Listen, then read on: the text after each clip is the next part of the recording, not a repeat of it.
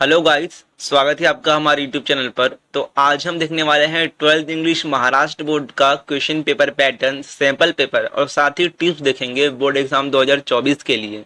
तो चलिए शुरू करते हैं आज का वीडियो। देखो, जो आपका 12th इंग्लिश का सिलेबस है वो मैंने ख़त्म कर दिया है इस चैनल पर। जितना भी पोयम है, उसके बाद लेसन है, राइटिंग स्किल का पार्ट है एंड नोवेल सेक्शन का जो पार्ट है वो सारा मैंने एक्सप्लेन कर दिया है इस चैनल पर। जो प्लेलिस्ट है इंग्लिश की, उसका लिंक डिस्क्रिप्शन में मिल जाएगा, आप जाकर देख सकते हो और अपनी स्टडी कर सकते हो। तो देखो, ये आपका पेपर पैटर्न है ऑफिशियल महाराष्ट्र बोर्ड का। और आपका जो पेपर है ना, वो 4 पार्ट में डिवाइड रहेगा, 4 सेक्शन में। सबसे पहला प्रोस यानी कि जो आपका लेसन्स हैं उसके ऊपर का पार्ट।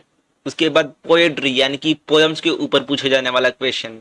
थर्ड है राइटिंग स्किल एंड फोर्थ है नोवेल यानी कि जो आपका बुक में 4.1, 4.2, 4.3 एंड 4.4, ये जो लास्ट के 4 बड़े बड़े लेसन हैं उसके ऊपर क्वेश्चन।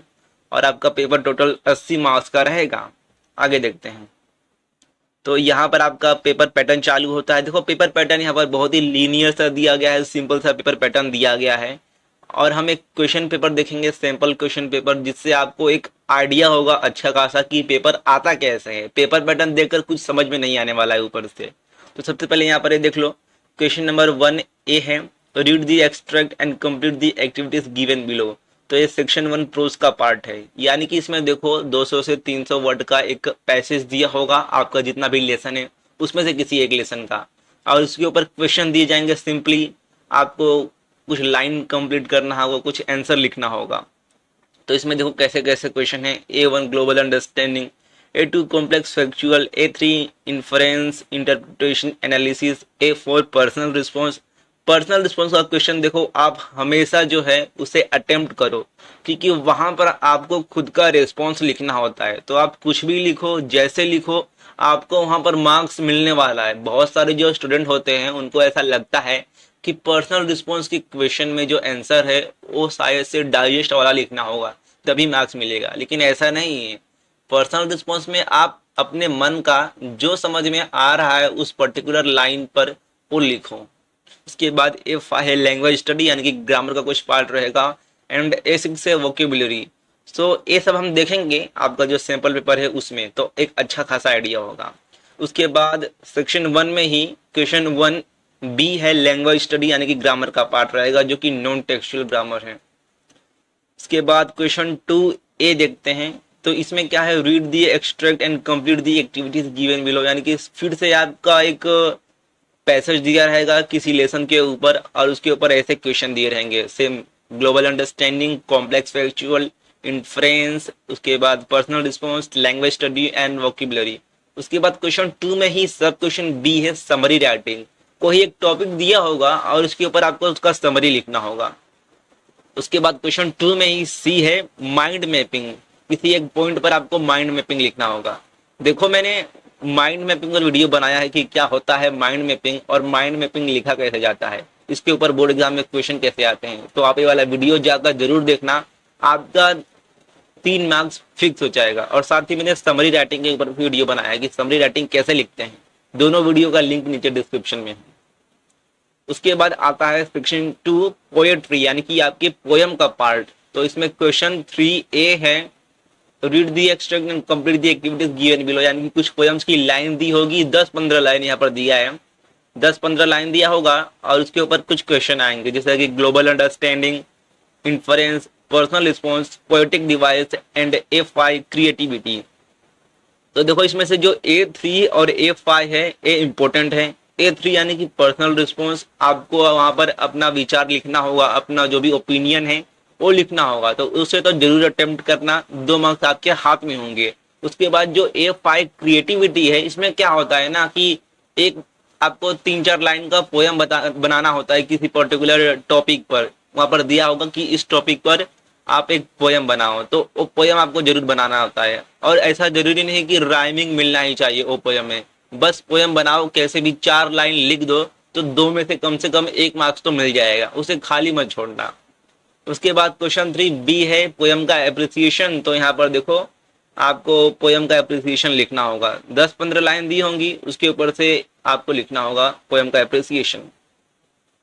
उसके बाद सेक्शन 3 राइटिंग स्किल है, जो कि 16 मार्क्स के लिए। और राइटिंग स्किल सबसे इजी पार्ट है। क्यों? क्योंकि इसमें ना ऑप्शन भर के है। देखो 4 सब क्वेश्चन होंगे, ABCD। ए में है ड्राफ्टिंग अ वर्चुअल मैसेज, या फिर स्टेटमेंट ऑफ पर्पस, या फिर ग्रुप डिस्कशन। तीनों में से जो आता है अच्छे से वो लिखो। और मैं तो कहूंगा कि लिखो ड्राफ्टिंग अ वर्चुअल मैसेज, क्योंकि वो बहुत ही ईजी है। उसके ऊपर मैंने एक वीडियो भी बनाया है। देखो ड्राफ्टिंग अ वर्चुअल मैसेज कैसे लिखते हैं, बहुत इजी है। आपका 5 मिनट में लिखकर हो जाएगा। और 5 मिनट में, 5 मिनट में, 2 मिनट में आप अगर अच्छे से लिखोगे तो 2 मिनट में हो जाएगा। 2 मिनट में आपको 4 मार्क्स हाथ में आ जाएंगे। तो बहुत इजी होता है drafting a virtual message. Video जाकर देखना चैनल पर, मैंने बनाया है, लिंक डिस्क्रिप्शन में। उसके बाद बी है email, report writing, interview writing. इसमें से जो इजी लगता है वो लिखो। ईमेल राइटिंग मेरे ख्याल से सबसे इजी होना चाहिए। उसके बाद सी है speech, comparing, expansion of idea.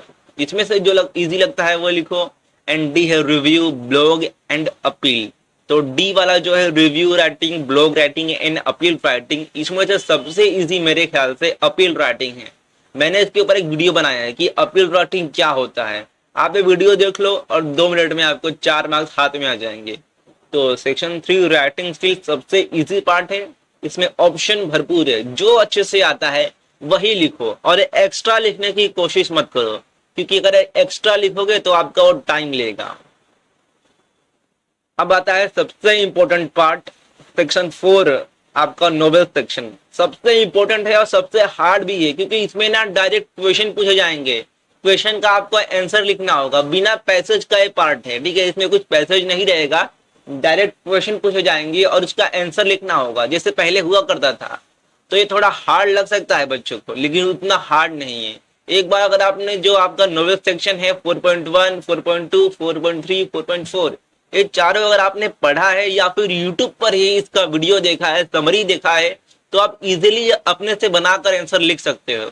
और मैंने ये चारों जो पार्ट है 4.1 history of novel, 4.2 to serve with love, उसके बाद 4.3 around the world in 80 days, and 4.4 the sign of 4, ये सबको मैंने हिंदी में एक्सप्लेन किया है, इसका समरी बताया है। और साथ ही जो इसका ब्रेनस्टॉर्मिंग का क्वेश्चन है उसका आंसर भी मैंने अपने चैनल पर बताया है, आप जाकर देख सकते हो। और यकीन मानो, एक बार आपने अगर इसे समझ लिया ना कि इस लेसन में है क्या, एक कहानी में है क्या, तो आप अपने से आंसर बनाकर लिख सकते हो, अगर आपको वर्ड जो है अच्छे से बनाने आते हैं तो। बस यही है इसमें। इस बात का टेंशन मत लो कि इसमें बिना पैसेज के क्वेश्चन आएंगे तो मैं लिखूंगा कैसे। तो देख लो इसमें क्या रहेगा। क्वेश्चन नंबर 5A रहेगा। इसमें आपको क्या है ना, ऑब्जेक्टिव टाइप के क्वेश्चन आएंगे। एक तो MCQ आ सकता है, मैच द फॉलोइंग आ सकता है, या फिर ओड वन आउट आ सकता है। ऐसे क्वेश्चन आएंगे, सैंपल पेपर में देखेंगे, लेकिन यहाँ पर देखो पहले। तो ये जो 4.1 है आपका history of novel, A lesson के ऊपर यहाँ पर क्वेश्चन आएंगे, क्वेश्चन नंबर 5 सब क्वेश्चन ए में। उसके बाद सब क्वेश्चन बी है लास्ट के सेक्शन में, आंसर इन अबाउट 50 वर्ड्स। तो 50 वर्ड्स के ऊपर आपको क्वेश्चन पूछे जाएंगे। और ये जो है 4.2 टू सर्व विथ लव, इस स्टोरी पे डिपेंड रहेगा। उसके बाद सी है सब क्वेश्चन। तो इसमें भी सिंपल 50 वर्ड में आपको आंसर लिखना होगा।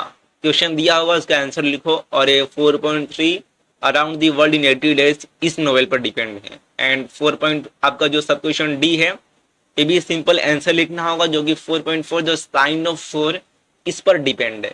तो ये हो गया आपका एक पेपर पैटर्न, जो कि बड़ा लीनियर था। सिर्फ इसमें बताया गया था कि किस टाइप के क्वेश्चन आएंगे। अब देखते हैं हम एक सैंपल पेपर, एक बोर्ड का क्वेश्चन पेपर कि पेपर होता कैसे है। इससे आपको एक बहुत ही अच्छा आइडिया आ जाएगा कि कैसे कैसे टाइप के क्वेश्चन पूछे जाते हैं। तो चलिए देखते हैं। तो गाइस, आज हम जो क्वेश्चन पेपर देखने वाले हैं इंग्लिश महाराष्ट्र बोर्ड का, एक्चुअली वो बोर्ड एग्जाम 2023 का क्वेश्चन पेपर है। 2023 बोर्ड एग्जाम इंग्लिश का यही क्वेश्चन पेपर आया था। तो इससे बढ़िया sample paper, model paper board exam 2024 के लिए हो ही नहीं सकता। चलिए देखते हैं। तो यहाँ पर आप देख सकते हो board question paper February 2023 English Yuvak Bharati, time 3 hours, maximum marks 80। यहाँ पर कुछ इंस्ट्रक्शन दिया हुआ है जिसे पढ़ने की कुछ जरूरत नहीं है।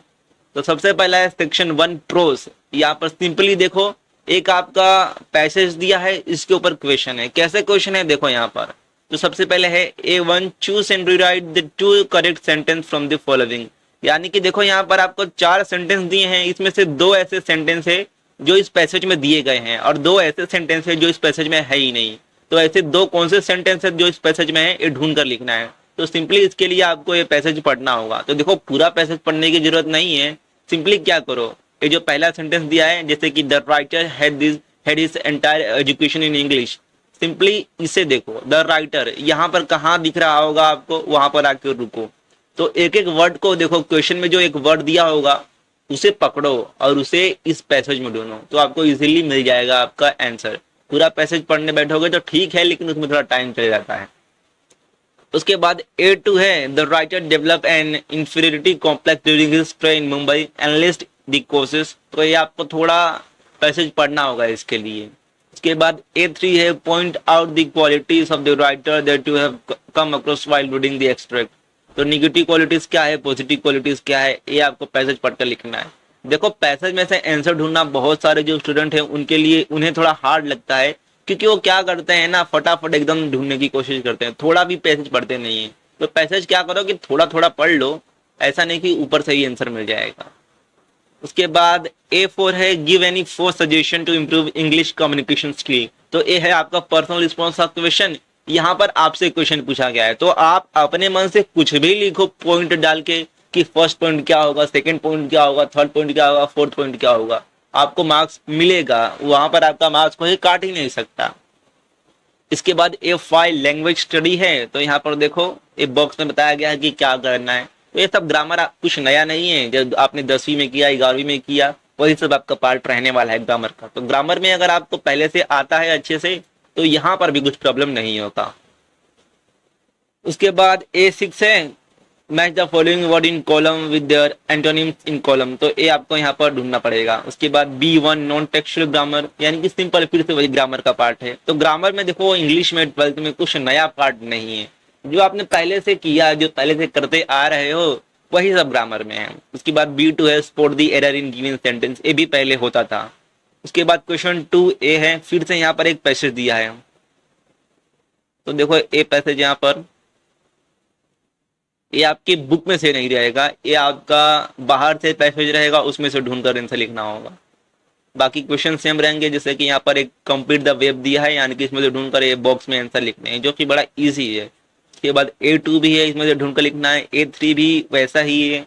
एंड A4 आपका फिर से एक पर्सनल ओपिनियन पूछा गया है, तो कुछ भी लिखो वहां पर अपने वर्ड्स में, जैसे समझ में आता है, मार्क्स मिलेगा। अगर आपने अच्छे से लिखा होगा बिना ग्रामर मिस्टेक के, तो पूरा 2 मार्क्स मिलेगा, या फिर थोड़ा बहुत ग्रामर मिस्टेक होगा तो कम से कम 1-1.5 मार्क्स तो मिल ही जाएगा। उसके बाद A5 लैंग्वेज स्टडी है, तो वही ग्रामर का पार्ट है। जैसे यहाँ पर क्या पूछा गया है, choose the correct present perfect form of given statement, and 2 में है ऑक्सिलरी और सर्टन और डिफाइंड, तो वही सब है पिछले वाला। उसके बाद A6 है, identify the word from the passage with the following meaning, तो यहाँ पर ये वोकेबुलरी का पार्ट है, तो आपको ये वर्ड का मीनिंग आना चाहिए, पता होना चाहिए, तभी आप उसमें से इसका लिख पाओगे। उसके बाद 20 समरी राइटिंग है, तो समरी राइटिंग के बाद मैंने वीडियो बनाया है कि कैसे लिखा जाता है, जाकर लिख सकते हो। तो यहाँ पर देखो क्या दिया है, right a summary of the above extract with a suitable title with the help of the given point, तो जो ऊपर यहाँ पर पैसेज दिया है, इसके ऊपर ही आपको समरी राइटिंग लिखना है कि इसमें क्या बताया गया है।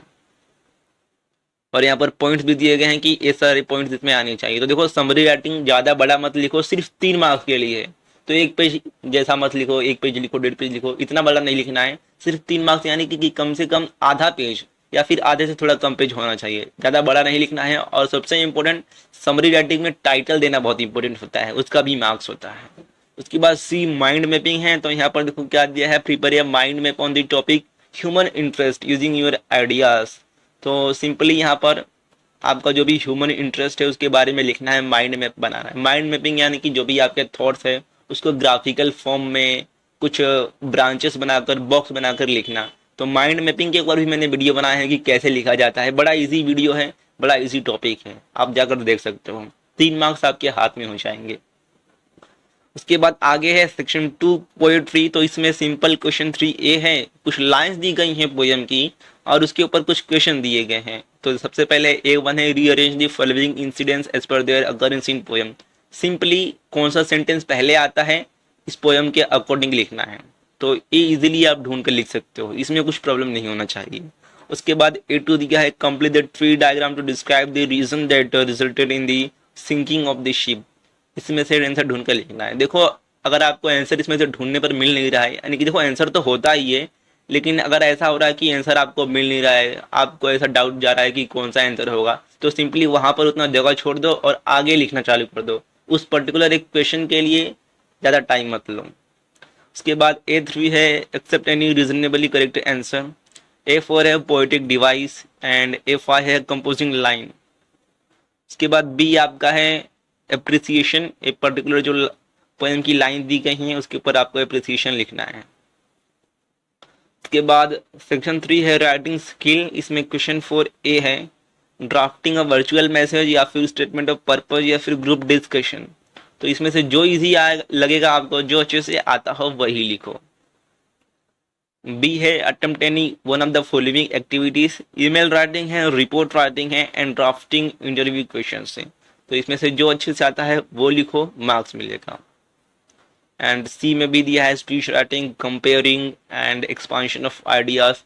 इसमें पॉइंट दिए हैं कि कौन कौन से पॉइंट्स आने चाहिए। उसके बाद डी है drafting virtual message, blog writing and prepare an appeal. So ये हो गया। देखो मैंने ड्राफ्टिंग वर्चुअल मैसेज इसके ऊपर वीडियो बनाया है एंड बहुत सारा इसमें आपको देखो इजी है। अपील राइटिंग के ऊपर भी मैंने वीडियो बनाया है। अब आता है सबसे लास्ट का और सबसे इम्पोर्टेंट का पार्ट, आपका देख सकते हो नोवेल सेक्शन। इसमें पैसेज नहीं दिया है, सिंपली यहाँ पर देखो क्वेश्चन पूछे गए हैं और उसके ऊपर आंसर लिखना है। क्वेश्चन नंबर 5A, तो सब क्वेश्चन ए में देखो ऑब्जेक्टिव टाइप की क्वेश्चन है। सबसे पहले मैच द फॉलोइंग है एंड सेकेंड इसमें आपको यहाँ पर समझ लो कि वर्ड लिखने हैं, एक कंप्लीट करना है सेंटेंस। तो जैसे यहाँ पर देखो A और B में आपको मैच द फॉलोइंग करना है। तो जो आपका हिस्ट्री ऑफ नोवेल है उसमें से यहाँ पर आने वाला है। हिस्ट्री ऑफ नोवेल जो आपका लेसन है उसमें बहुत सारी बुक्स दी गई हैं और बुक के ऑथर कौन है, उस बुक को, उस नोवेल को किसने लिखा है, ऐसे क्वेश्चन इसमें आ सकते हैं। उसके बाद 2 भी दिया है एंड बी देख सकते हो टू सर्व विथ लव, इसके ऊपर लिखना है। जैसे इसमें क्वेश्चन क्या है, give the character sketch of E.R. Braithwaite, ये आपको 2 मार्क्स के लिए है। उसके बाद describe how Miss Philip justify the importance of PT to Denham. तो अगर आपने ये लेसन पढ़ा होगा या फिर यूट्यूब पर इसका वीडियो देखा होगा, सुना होगा, तो आप अपने से बनाकर लिख सकते हो। और आप कैसे भी लिखोगे तो आपको वहां पर 0 मार्क्स तो नहीं मिलेगा। अगर खाली छोड़ दोगे इस डर के मारे कि यार मुझे तो कुछ समझ में ही नहीं आ रहा है, यहाँ पर पैसेज नहीं है, कैसे लिखना है, तब पक्का 0 मार्क्स मिलेगा। लेकिन अगर कुछ लिखोगे तो वहां पर कम से कम कुछ मार्क्स मिलेगा। तो इसलिए जाओ आप उसे जो भी लेसन दिया है 4.1, 4.2, 4.3, 4.4, इसे खुद से पढ़ लो या फिर YouTube पर ही जाकर इसका वीडियो देखो, समरी सुनो। के बाद सी में भी ऐसा ही लिखना है, 50 वर्ड में आपका आंसर लिखना है जो कि around the world in 80 days के ऊपर है। एंड डी जो दिया है द साइन ऑफ 4, फिर से इसमें 50 वर्ड में आपका आंसर लिखना है जो कि द साइन ऑफ 4 पे है। तो ये हो गया आपका novel section. Novel section hard लगेगा बच्चों को क्योंकि इसमें पैसेज नहीं दिया गया है, लेकिन ये ईजी भी है क्योंकि यहाँ पर आप अपने हिसाब से कुछ लिख सकते हो। बस इसे खाली मत छोड़ना, ठीक है। 16 मार्क्स के लिए है और 16 मार्क्स कम नहीं होता है। तो यही था आज का वीडियो। आई होप आपको ये वीडियो अच्छा लगा होगा। हमने सबसे पहले देखा है इंग्लिश का पेपर पैटर्न और साथ ही में कुछ टिप्स बताते गया जैसे जैसे पेपर आगे बढ़ा, और हमने लास्ट में एक पेपर देखा जो कि बोर्ड एग्जाम 2023 का पेपर था महाराष्ट्र बोर्ड का। मिलते हैं यानी किसी वीडियो में। वीडियो पूरा देखने के लिए बहुत बहुत धन्यवाद।